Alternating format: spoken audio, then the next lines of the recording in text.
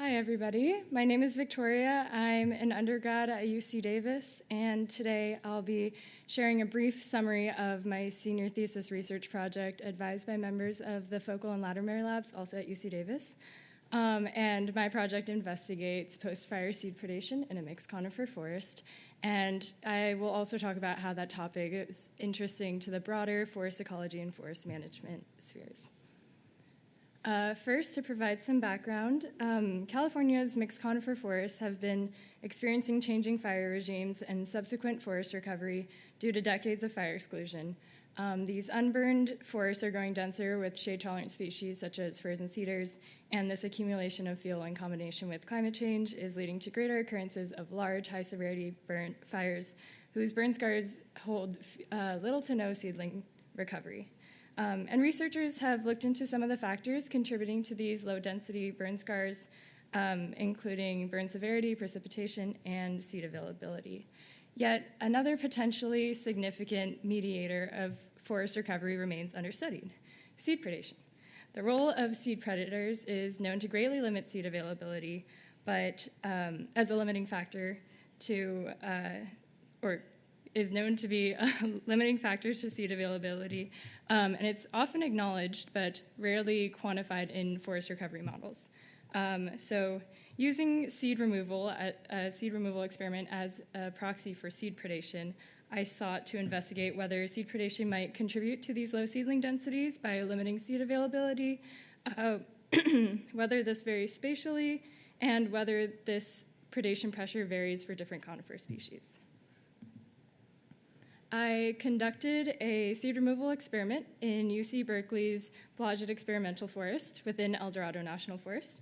And 2 years prior to sampling, the 2022 mosquito fire burned a very high severity with a quick transition to low severity in this area, as you can see in the photo. And these low severity conditions are more representative of what we might expect historical conditions to produce. So this is a control that we compared high severity patterns to. I set up trays like this with sugar pine, ponderosa pine, Douglas fir, and white fir seeds, and revisited them for a few days and repeated this many times throughout the cone ripening season. And this figure shows the main results of that seed predation experiment. It shows the predicted proportion of seeds removed, or predated, for each of those 4 species I mentioned within 3 different post-fire overstory conditions, assuming that shrub cover is held constant. And you can see for most of the species that seed predation is much higher following high severity fire for just the pines and Douglas fir seeds, both the salvaged and unsalvaged treatments. But for the white fir seeds, we see really consistently low predation across all post-fire treatments, which is really interesting. And like you saw in the photo, the seeds were presented completely equally right next to each other. So I think this is kind of indicative of a preferential foraging behavior against white fir seeds. Essentially, this difference in consumption of pines and Douglas firs compared to white firs is exaggerated by high severity fire.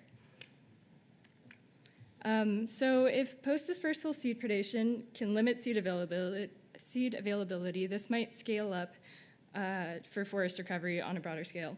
Especially in extremely seed-limited environments, increased seed predation may act as a critical barrier to forest recovery. Considering knowledge that small-seeded conifers, such as white fir, can wind disperse greater distances and produce greater seed quantities, it's reasonable to think that this potential preferential seed predating behavior contributes to the disproportionately high white fir recovery many studies are finding today. And deviations in seed predator patterns may be contributing to the maintenance of an alternate stable state. This is also maybe more evidence of low severity being an important restoration tool, as the white fir advantage in this environment is lower. Mostly, if anything, I hope to convey that seed predation absolutely should be considered in understanding forest recovery and species composition shifts with today's fire regimes. And yeah, that's kind of it. I'm still working on writing and analysis, and I really want to explore these questions and related on a greater scale one day, so please come find me later today or tomorrow if you have any questions, thoughts, or feedback, or email me right there. Thank you.